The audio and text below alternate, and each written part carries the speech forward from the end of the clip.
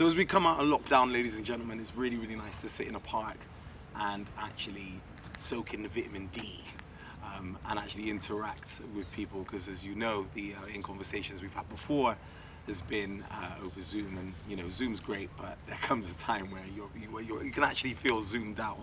And we're joined by somebody really, really relevant, really, really powerful behind the camera, and that's the whole narrative of In Conversations. It's about telling the stories from a different perspective within the media. So Jeremy Wiles joins me right now. Jeremy, what's going on? You have to bump my fist. You can't see this because obviously it's audio, but it's great. Thank you for agreeing to come and speak to me today. Thank you. I really appreciate that, man. Yeah, me too. Honestly, and I'm really interested. It's not so much a question, because we don't try to have questions when we do these. We try to have conversations, but natural conversations. Yeah. And it's about empowering those that maybe don't foresee themselves within the position of what you're in. So tell me about your journey. What's brought you to the point in 2021, out of lockdown right now, as we're easing out of lockdown, to be actually a person of color, but somebody who's really, really talented behind the camera? Oh, thank you very much for the big up anyway. Yeah, I think it's, for myself, it's about a journey of experience, you know, like every opportunity is a chance to learn something, even if it's challenging or maybe out of your remit at the time. You know, gaining that experience gives you a frame of reference for the next time. And my work, because it changes every day, every story is different. You get a lot of experience in different scenarios. So for me, it's gaining experience that allows me to sort of walk up to something and then just give it what it needs directorially, you know. And what age did you really grasp that, you know, being somebody that can really flourish behind the camera? What age was it? What was the time that you thought, actually, I want this to be an extension of where I want to go? And actually now, you obviously work for the BBC, but was that always the plan, or did things change as and when they did? So I studied photography and film at college because I was always interested in those two mediums, film especially. And I wanted to use cameras. I wanted to, you know, develop, scenes and ideas and create visuals for them. So that's kind of where I started. And through college, I met people who, at the time, put me in touch with charities who worked with young people. There aren't so many of them now, or like youth services, which, you know, were like an in, you know, to meet people and to actually start using a camera for the first time. So that was kind of how I started, and through them they told me about an entry-level job at the BBC. It wasn't what I wanted to do because it was in post-production, but I knew it was a chance to get into, you know, the industry, but into a corporation. So I started when I was 21, and I'm 32 and a half. So the whole time I've worked for one company, and I've worked in every department I kind of could, really. So yeah, I've just sort of kept at it, you know, like it's a challenging place, TV production and like broadcast media. It's not an easy industry, but you know, the competitive nature of it, I think it's down to the individual, you know. You're only competing with yourself, I think, you know, all the time. I hear that all the time from my coach. Really? It's true though. Yeah. I train, and he always says it's you versus yourself, and it goes back to, you know, thinking that you was 21 when you joined the BBC, and now is it 32? Yeah.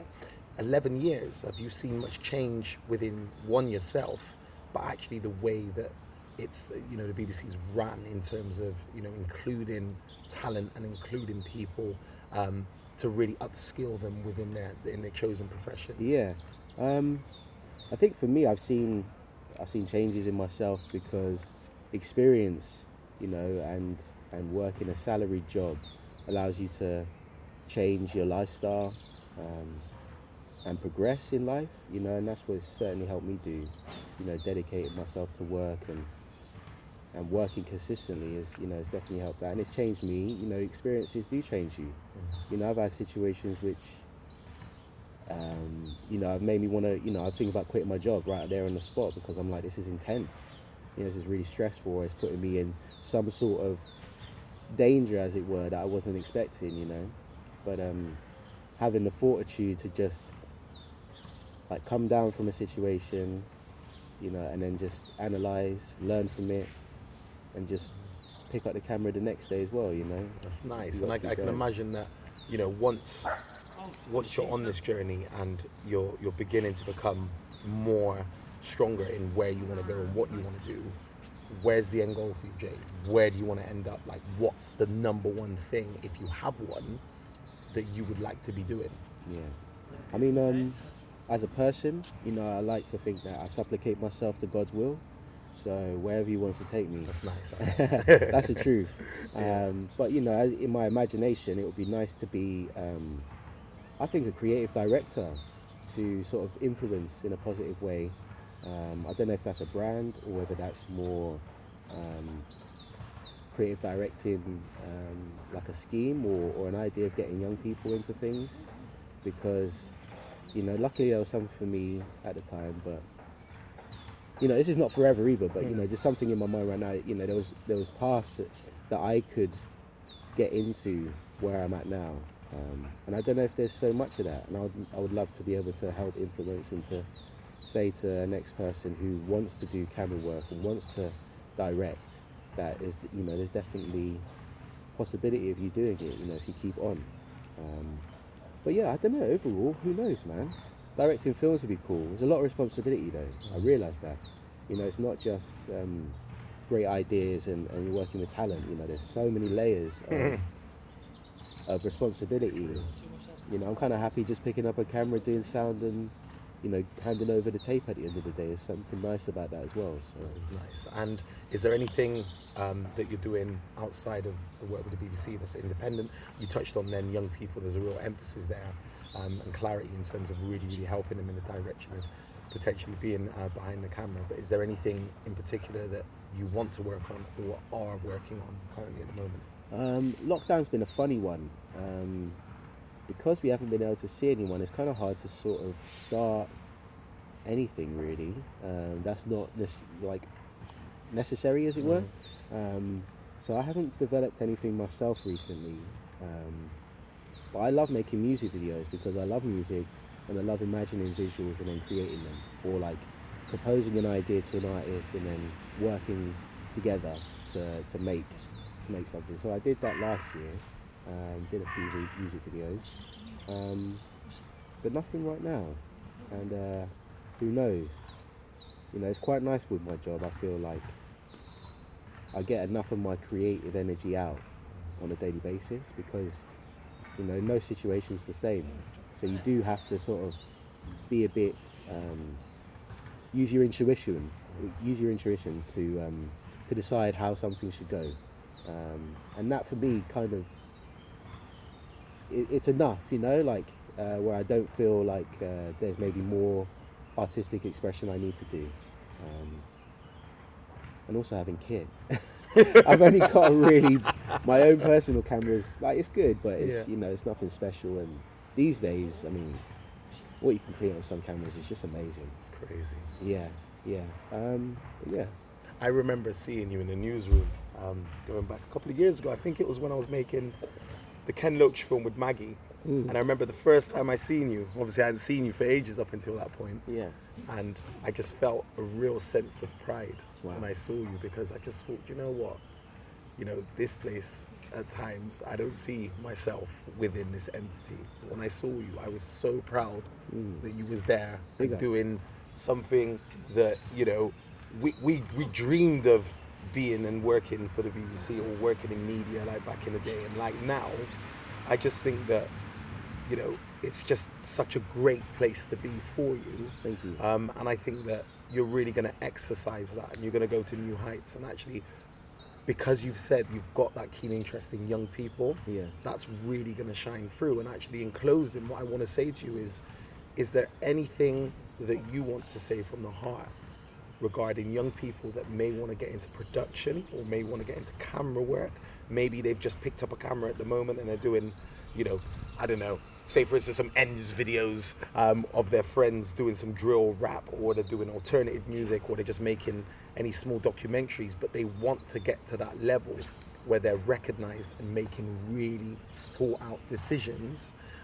Is there anything that you'd say to them from your experience, professionally as well as personally, about really approaching places like the BBC and being able to really be seen as talent as a person of colour?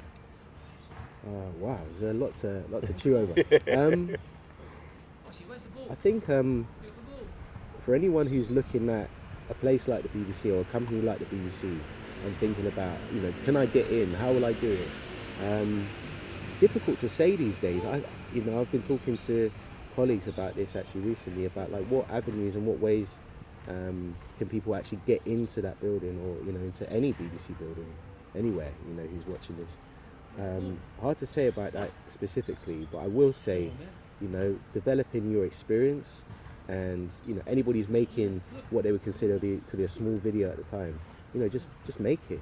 Like, there's nothing wrong with making something, seeing it, learning from your mistakes, and then doing it again and doing it better.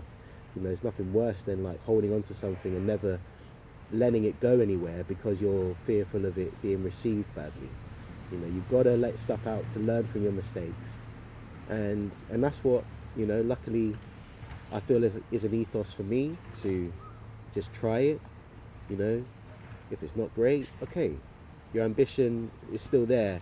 You just, your skills maybe don't match, and that only comes from time. So just keep at it. You know, it's about consistency.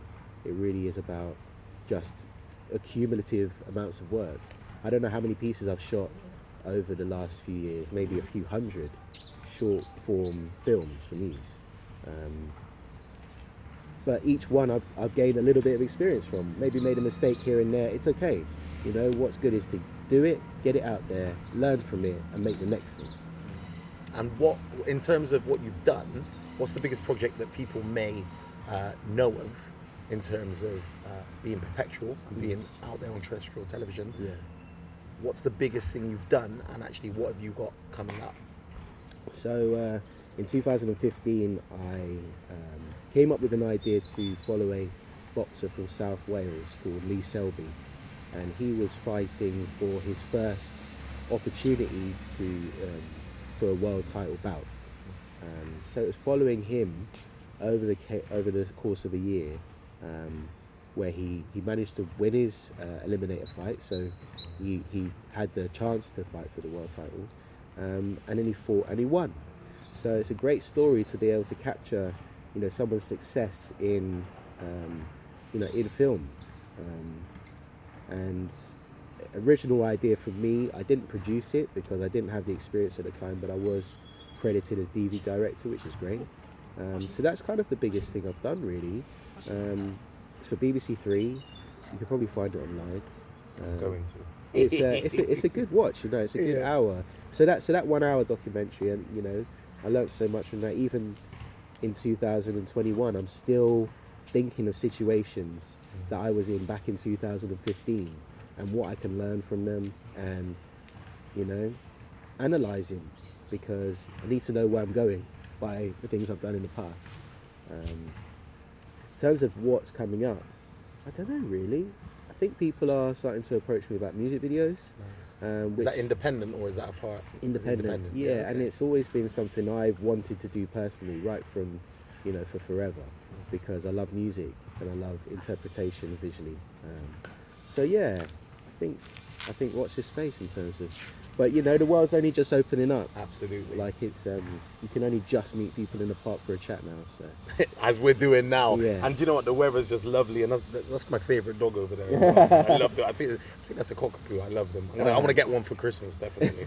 But yeah, they're about $2,500, so I got a lot of savings to do. But thanks for your time today. I really appreciate it. My pleasure, bro. Nice one, bro. And nice one. Yeah, keep up the good work and keep really driving forward your vision, your passions, and actually creating change within Bristol. Thank you. It's so nice to see that. Absolutely, brother. Nice one, bro. Nice one.